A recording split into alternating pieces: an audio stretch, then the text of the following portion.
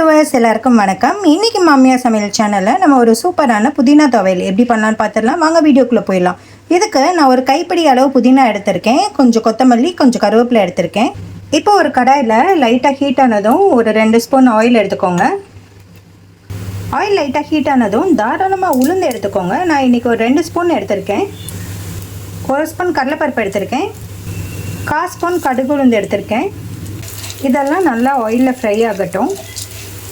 இந்த அளவு colour change ஆகும்போது நான் 4 வரமிளகாய் எடுத்திருக்கேன். புரிய வச்ச ஒரு 2 சில்லு அளவு தேங்காய் எடுத்துக்கிறேன். இதெல்லாம் சேர்த்து தேங்காய் கொஞ்சம் பொன்னிறம் ஆகுற வரைக்கும் வதக்கிக்கலாம். இந்த ஸ்டேஜில் நான் கொஞ்சோண்டு புளி ஆட் பண்ணிக்கிறேன். எல்லாத்தையும் சேர்த்து நல்லா மிக்ஸ் பண்ணலாம்.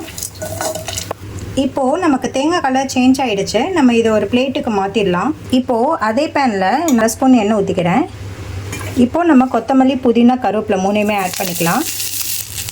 நீங்கள் நிறைய குவான்டிட்டி செய்யணுன்னா இலைகள் எல்லாமே நிறையா எடுத்துக்கோங்க, ஏன்னா இது சுருங்கிடும். நான் இன்றைக்கி 2 பேர்த்துக்கு தேவையான அளவு தான் பண்ணுறேன். இப்போ பார்த்திங்கன்னா இந்த அளவுக்கு சுருங்கினதும் நம்ம அடுப்பை ஆஃப் பண்ணிவிட்டு இதையும் அதே பிளேட்டில் எடுத்துக்கலாம். இப்போ நமக்கு எல்லாமே நல்லா ஆறிடுச்சு. இதை ஒரு மிக்சர் ஜாருக்கு மாற்றிடலாம். துவையலுங்கிறதுனால நம்ம லைட்டாக தண்ணி தெளித்து அரைக்கணும்.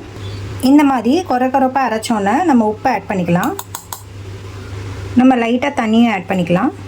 இப்போது நம்ம எல்லாத்தையும் சேர்த்து நல்லா அரைச்சிடலாம்.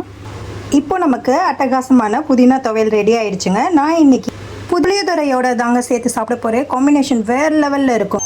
நீங்களும் இந்த புதினா துவையலை வீட்டில் செஞ்சு பார்த்து எப்படி இருக்குன்னு கமெண்ட் பண்ணுங்கள். இந்த வீடியோ பிடிச்சிருந்ததுன்னா லைக் பண்ணுங்கள், ஷேர் பண்ணுங்கள். எங்கள் சேனலை மறக்காமல் சப்ஸ்கிரைப் பண்ணிக்கோங்க. For more videos. தேங்க்யூ.